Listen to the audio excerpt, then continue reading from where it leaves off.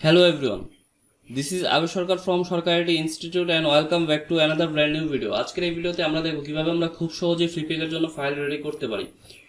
Last ভিডিওতে আমি আপনাদের দেখিয়েছিলাম কিভাবে আমরা এই ধরনের ডিজাইন তৈরি করতে পারি।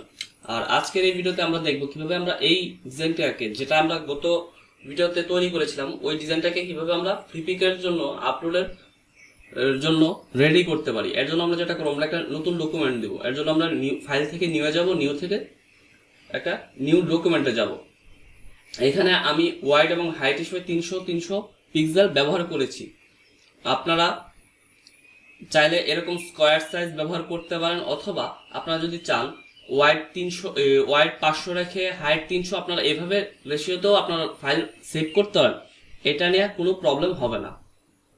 এরপর এখানে কালার মোডটা RGB আমরা সিলেক্ট করা আছে, আর যদি আপনাদের CMYK কে করা থাকে আপনারা RGB করে নেবেন।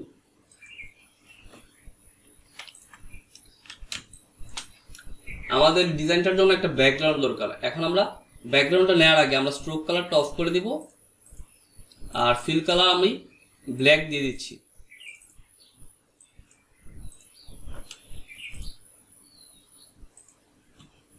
এখন আমরা অ্যালাইন করে নিলাম।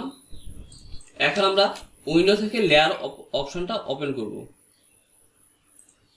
আমরা যে লেয়ারটা নিলাম এই লেয়ারের নামটা আমরা দিয়ে দিব। যেহেতু এখানে ব্যাকগ্রাউন্ড আছে আমরা ব্যাকগ্রাউন্ড জাস্ট নামটা লিখে দিব। এরপর আমরা নতুন আরেকটা লেয়ার নিব, এবং নতুন যে লেয়ারটা আমরা নিলাম ওই লেয়ারের উপর আমরা যে ডিজাইনটা করেছি ওই ডিজাইনটাকে প্লেস করব। এই ডিজাইনটা অনেক বড় হয়ে গেছে, আমরা ডিজাইনটাকে একটু ছোট করে নিব। এখন আমরা অ্যালাইন করে নিচ্ছি।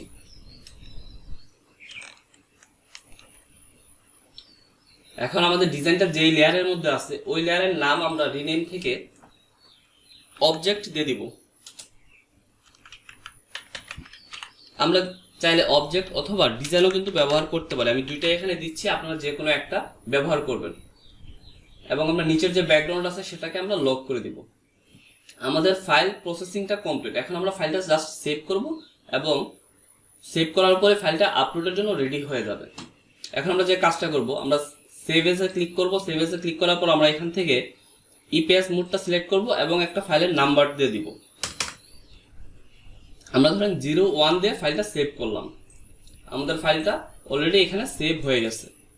এরপর আমরা এটা একটা ইমেজ ফাইল লাগবে, কারণ Freepik এ আপনি ইপিএস ফাইল এবং একটা ইমেজ ফাইল দেওয়া লাগে। ইমেজ ফাইলের জন্য আমরা যেটা করব আমরা এক্সপোর্ট থেকে সেভ ফর ওয়েবে ক্লিক করব। সেভ ফর ওয়েবে ক্লিক করার পর এরকম একটা অপশন আসবে। এখন ওয়াইড এবং হাইটের মধ্যে যেই অংশে কম থাকবে, ধরেন আমাদের এখানে আছে 300x300, বাট আমরা যদি এরকম ভাবে কাজ করি যে আমাদের ওয়াইড 500 নিলাম, আমরা হাইট 300 নিলাম, সেক্ষেত্রে আমাদের কম আছে হাইট। সেক্ষেত্রে আমরা হাইটে যে 300 যেখানে কম আছে সেখানে আমরা 4000 দিয়ে দিব। এবং এখানে লিঙ্ক করা থাকা অবস্থায় আমরা একটাতে চেঞ্জ করলে অপরটাতে অটোমেটিক রেশিও অনুযায়ী চেঞ্জ কিন্তু চলে আসতেছে। এবং Freepik এর ইমেজ সাইজটা 2000 থেকে 8000 এর ভিতরে থাকলেই Freepik এর জন্য রিকোয়ারমেন্টগুলো সবগুলো ফুলফিল হয়ে যায়। সেই জন্য আমরা এখানে 4000 ব্যবহার করছি। আপনারা চাইলে 4000 বা 5000 এরকম রেশিও যদি ব্যবহার করেন সেক্ষেত্রে ফাইলটা খুব বেশি বড়ও হবে না, আবার খুব বেশি ছোটও হবে না।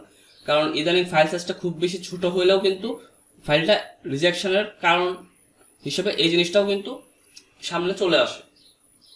সেই জন্য আমরা সেফ জোনে থাকার জন্য 4000 বা 5000 এরকম একটা রেশিও ইউজ করব। এবং আমরা এখান থেকে যদি অন্য কোনো কিছু সিলেক্ট করা থাকে আমরা জেপিজিটা সিলেক্ট করে নিব। এরপর আমরা সেভে ক্লিক করব। এরপর আমাদের এরকম আসবে এবং আমাদের ফাইলটা বড় হয়ে যাবে, এবং আমরা আবার সেভে ক্লিক করব। এবং আমরা ইপিএস ফাইলটা যেই নাম্বার দিয়ে সেভ করেছিলাম সেম নাম দিয়েই আমরা জেপিজি ফাইলটাও সেভ করব। আমাদের যখন দুইটা জিনিসই কমপ্লিট হয়ে যাবে, দেখেন আমাদের ইপিএস ফাইলের নাম্বারটা হচ্ছে 001, আমাদের জেপিজির ফাইলের নাম্বারটা হচ্ছে 001, এবং দুইটাই সেম নামে। এবং Freepik এর জন্য আপনি অবশ্যই দুইটাই সেম নামে ব্যবহার করতে হবে। এবং Freepik এর জন্য আমি যে এখানে স্কয়ার নিলাম যে 300x300, আপনাদেরও 300x300 নিতে হবে, এরকম কোনো ধরাবাঁধা নিয়ম নাই। আপনারা চাইলে আপনাদের নিজেদের মতো করে যে কোনো সাইজের আসলে নিতে পারবেন। আশা করি আপনারা Freepik এর জন্য কিভাবে ফাইল রেডি করবেন সেই সম্পর্কে ক্লিয়ার একটা ধারণা পেয়ে গেছেন। তারপর যদি আপনাদের Freepik এর ফাইল রেডি নিয়ে কোনো ধরনের কোশ্চেন থাকে বিশেষ করে টি শার্ট নিয়ে, সেক্ষেত্রে আপনারা এই ভিডিওর কমেন্ট বক্সে প্রশ্ন করতে পারেন এবং আমি চেষ্টা করব অবশ্যই আপনার সকল প্রশ্নের উত্তর দেওয়ার। দেখা হবে পরবর্তী ভিডিওতে নতুন কোনো টপিকে। সে পর্যন্ত সকলেই ভালো এবং সুস্থ থাকবেন। ধন্যবাদ সকলকে।